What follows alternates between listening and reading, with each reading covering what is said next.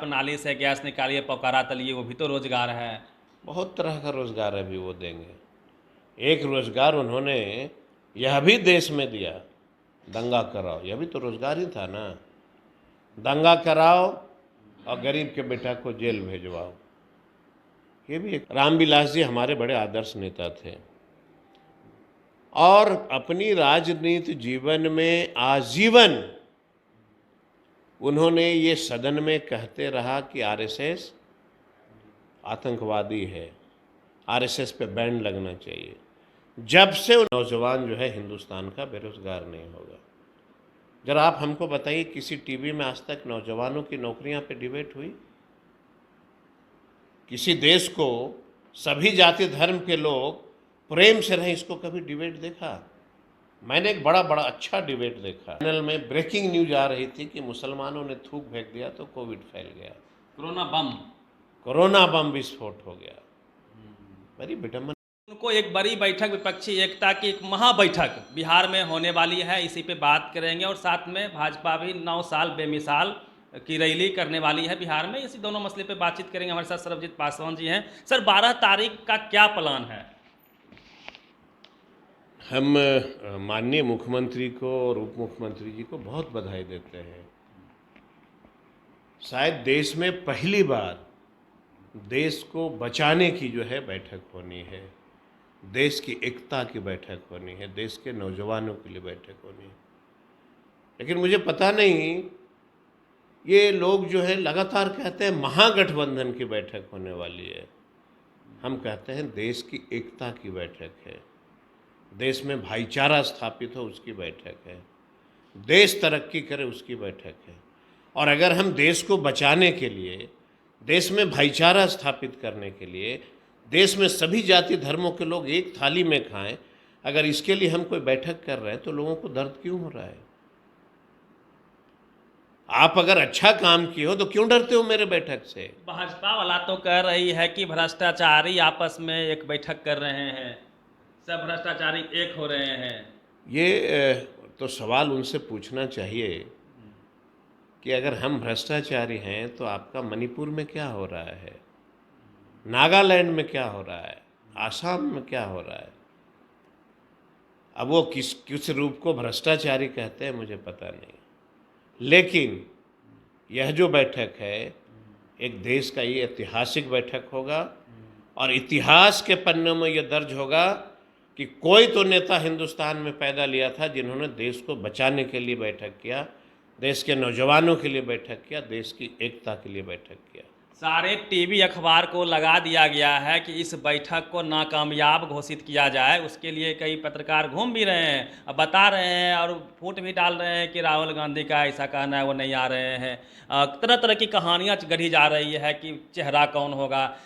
नीतीश कुमार खुद के लिए, पीएम के लिए आगे बढ़ने का प्रयास करें। जब देश विकट परिस्थितियों से गुजरती है ना, तो हर व्यक्ति देश का प्रधानमंत्री होता है, और जो व्यक्ति देश बचाने के लिए निकलता है वह हर व्यक्ति जो है, जो कुर्बानी देने के लिए निकलता है, वो हर व्यक्ति देश का प्रधानमंत्री होता है।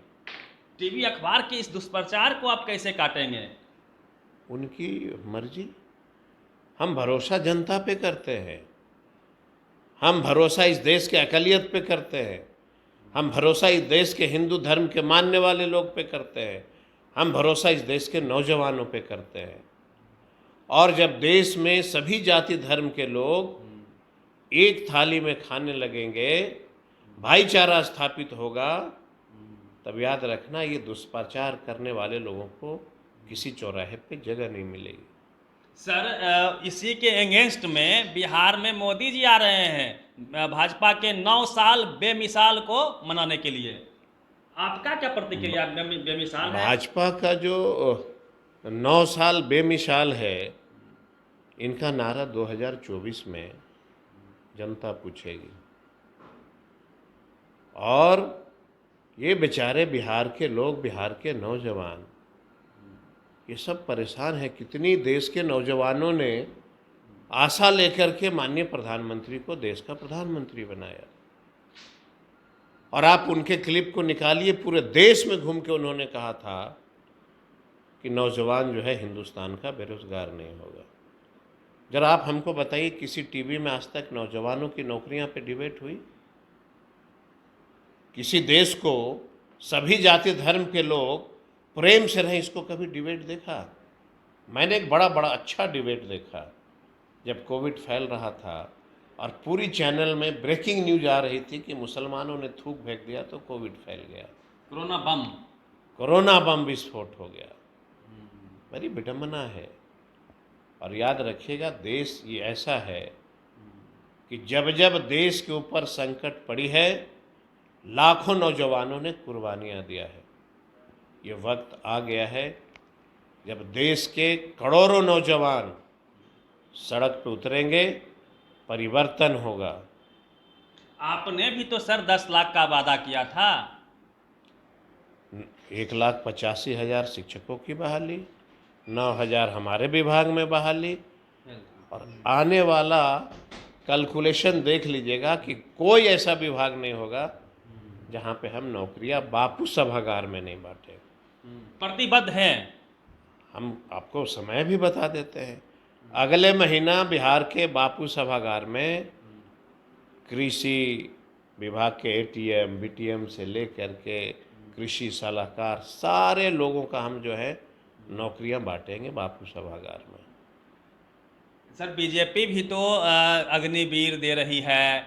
एक फॉर्मूला मोदी जी ने बताया था कि आप नाली से गैस निकालिए, पकारा तलिए, वो भी तो रोजगार है। बहुत तरह का रोजगार अभी वो देंगे।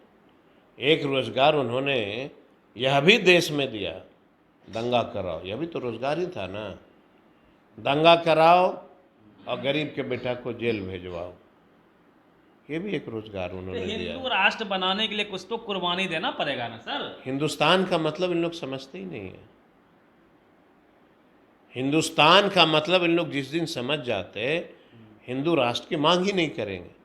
अरे हिंदुस्तान का मतलब ही होता है हिंदू राष्ट्र। ये आज से नहीं है, जब से यह देश बना, यह सृष्टि बनी, तब से इसको हिंदुस्तान ही न लोग बोलते हैं। तो हिंदुस्तान का मतलब क्या हुआ? हिंदू राष्ट्र। और जब हिंदुस्तान नाम लिखा रहा था तो क्या देश में कोई जाति धर्मों के लोगों ने विरोध किया था कि हिंदुस्तान नहीं होना चाहिए? हिंदुस्तान मतलब सर उसमें संविधान होना चाहिए, मनुस्मृति का, वर्ण व्यवस्था वापस, वो वाला हिंदुस्तान चाहिए ना। अब कौन वाला हिंदुस्तान चाहिए, ये देश के हम नौजवानों से अपील किया है ना। यह देश सोने की चिड़िया है। और एक गाना हम अब सबको याद होगा ना, मजहब नहीं सिखाता आपस में बैर करना। था हिंदी है हम हिंदुस्तान। हाँ, हिंदी हैं हम हिंदुस्तान, यही ना था हमारा। तो ये गाना को भी लोगों ने जो है नष्ट कर दिया। मजहब नहीं सिखाता आपस में बैर करना, इतनी बड़ी और इतनी अच्छी चीज, देश में एक संदेश जाता था ना। लेकिन सर जो विडंबना है टीवी अखबार का, जिसका रीच है पूरे वर्ल्ड तक में, तो वो तो आपको रोजी रोटी रोजगार पे तो डिबेट ही नहीं करवाएगी। वो तो आपको हिंदू, अभी 24 में चुनाव होगा, वह राम मंदिर का शिलान्यास करवा देगी, ताजमहल का नाम बदल के राम महल रख दिया जाएगा। तो इस सब का काट क्या है आप लोगों के पास में? देश के लोगों ने अब समझ लिया है कि मंदिर और मस्जिद से किसी का पेट नहीं भरता, वो आस्था है। माँ बाप, मंदिर, मस्जिद, गुरुद्वारा, ये सब क्या है? एक मन की आस्था है। माँ बाप ने हमें जन्म दिया, हम उसको पूजा करते हैं। मंदिर में हमारा एक सीख मिलता है कि ईमानदारी से काम करो, ईश्वर देखता है, यही ना है।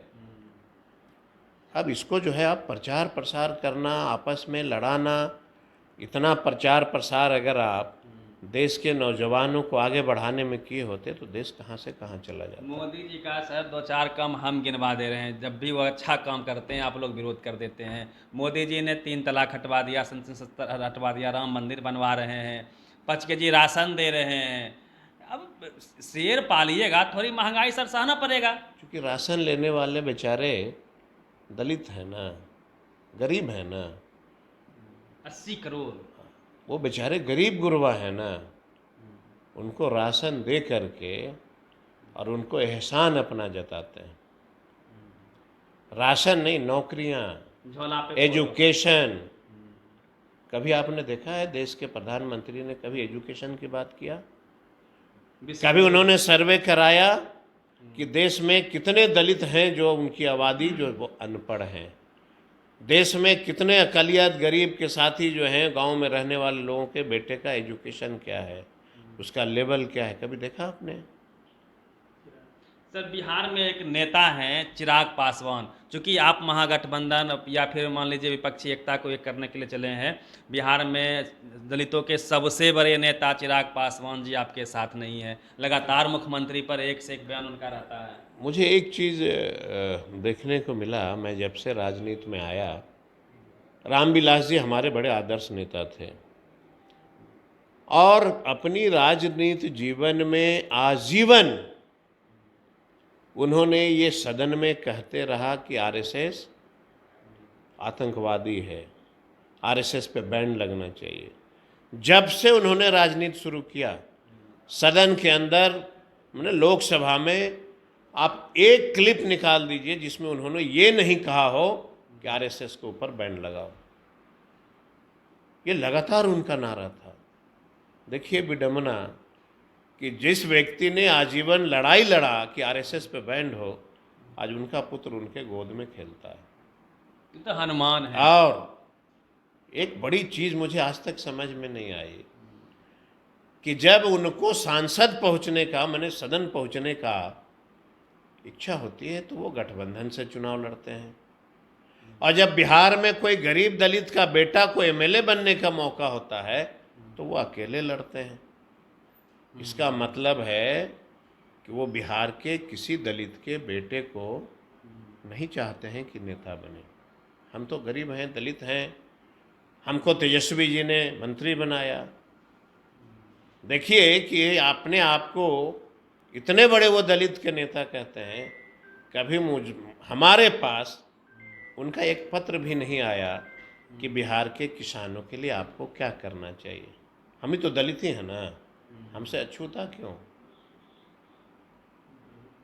और मुझे बहुत खुशी होती, मुझे जो आदर्श हैं रामविलास पासवान, उनका सपना साकार करने का हमको बहुत मौका मिलता अगर उनका बेटा आपके मुझे साथ एक पत्राचार करता कि बिहार के किसानों के लिए कुछ करना है, आमंत्रण दे रहे हैं आप। और मुझे तब खुशी होती जब बाबा भीमराव अंबेडकर के दूसरे स्वरूप लालू प्रसाद यादव जी के साथ आकर के वो गरीबों की बात करते, वो दलितों की बात करते। कभी आपने नहीं देखा होगा। किस उलझन में है वो? उलझन तो अब वही समझ पार्टी भी पाएंगे। उनकी टूट गई। पार्टी टूट गई, जुट गई, उससे हमें मतलब नहीं है। मतलब है कि आपके पिता ने देश के लिए बहुत कुछ किया। हम तो लगातार सदन में भी कहा, शहनवाज भाई थे मंत्री, मैंने कहा था आप ही ले गए थे उनको भाजपा में, क्या बिहार में उनके नाम से भारत सरकार कहीं पे कोई चौराहे पे मूर्तियां नहीं लगवा सकती? नई लोकसभा में अगर राष्ट्रपति ने नहीं नारियल फोड़ा तो रामविलास पासवान की किसी कोने में मूर्तियां नहीं लग सकती। और जरा हमें बताएं चिराग पासवान कि क्या आपने देश के प्रधानमंत्री से, माननीय नरेंद्र मोदी जी से, बिहार के देश के तमाम दलितों की आस्था रामविलास पासवान की एक मूर्ति के लिए कभी बात किया कि सदन में मूर्ति लगे? हम लोग तो छोटे नेता के बेटा हैं। हम लोग के पिता जो है एक जिले में राजनीति करते थे। कम से कम पिताजी का जो है रुतबा जो था राजनीति का, उनका उनके नक्शे कदम पे चलना चाहिए। क्या लगता है बाबा साहब के विचारों से वो इधर हो गए हैं, रामविलास पासवान जी का जो विचारधारा था उसको ये लोग आगे नहीं बढ़ा पा रहे हैं? मैं तो एक कहूँगा कि तेजस्वी जी को इसमें आगे आकर के, और बाबा भीमराव अम्बेडकर जी का सिद्धांत क्या था, गरीबों के लिए कैसे काम किया जाता है, एक बार उनसे बात कर ले, उनको समझाएं। समझाने में क्या है? समझाने में क्या जाता है? समझाने से दलितों का कल्याण ही होगा। समझाना चाहिए और आकर के बिहार में गरीबों के लिए काम करना चाहिए। दिल्ली से आकर के और गांव में घूम करके दलितों के यहाँ जा करके क्या संदेश देना चाहते हैं? बिहार में न रह करके राजनीति करिएगा। बिहार में रह करके गरीबों के दुख दर्द में हिस्सेदारी लेनी चाहिए, किसानों की बात करनी चाहिए, गरीबों की बात करनी चाहिए, नौजवानों की बात कर। एक जाति से राजनीति करने वाले व्यक्ति कभी सफल हो पाएंगे क्या? दलित में पासवान है, रविदास है, चौधरी है, मांझी है, सारे लोग हैं। पूरे दलित के उत्थान की बात होनी चाहिए ना। हम तो सबके उत्थान की बात करते हैं। बिहार को आगे बढ़ाना है, नौजवानों को आगे बढ़ाना है, नौजवानों के लिए काम करना है। देश में सबसे ज़्यादा आबादी नौजवानों की है। महिलाओं के लिए काम करना है, अक़लियत के लिए काम करना है। सब लोगों को मिल करके देश में सभी जाति धर्मों के लिए काम करना चाहिए। और रैली है, आप आइए करिए।